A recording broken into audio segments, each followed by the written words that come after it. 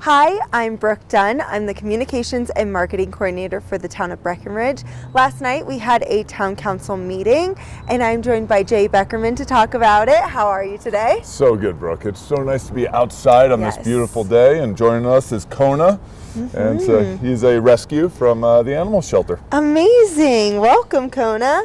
Let's just jump right in because we got a little bit to talk about today. We had a great meeting. Let's talk about the runway discussion. What can you tell us about that?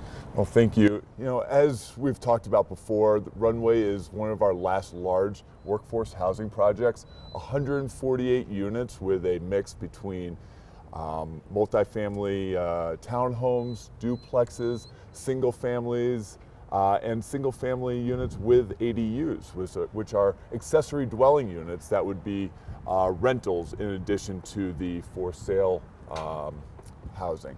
And we're just kind of going through some of the details that to move the ball forward. A lot of it was on the deed restriction and what that includes, the lottery and how that will be prioritized, as well as kind of what the restrictions will be on owning other property and income restrictions as well.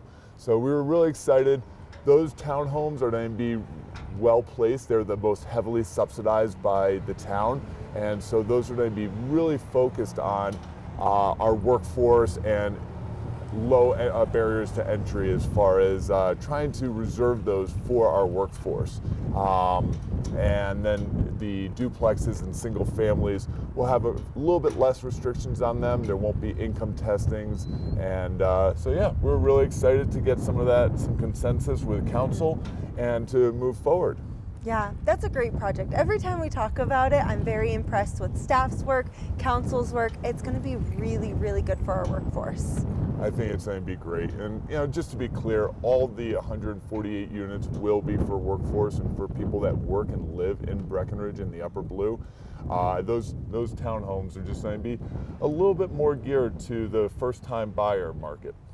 Yeah, I know there's a lot more conversations to come with that because it is a big project, a lot of moving parts. So I can't wait to see where that goes. Yes, us too.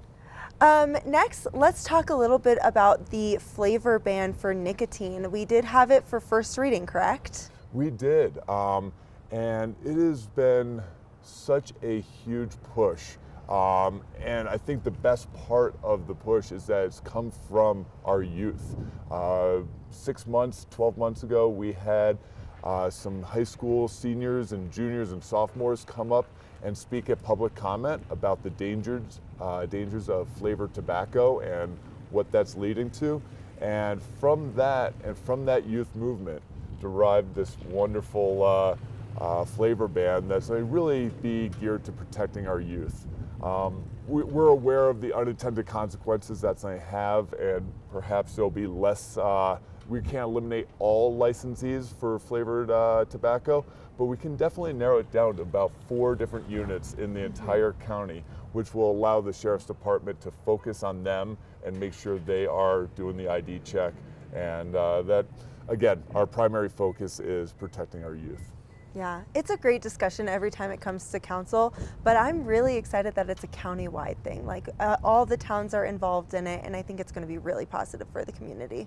And I do urge everyone to look to their municipality, and whether it is the town of Dillon already passed their ordinance, Breckenridge passed the first reading this week, and Silverthorne and Frisco are on the way.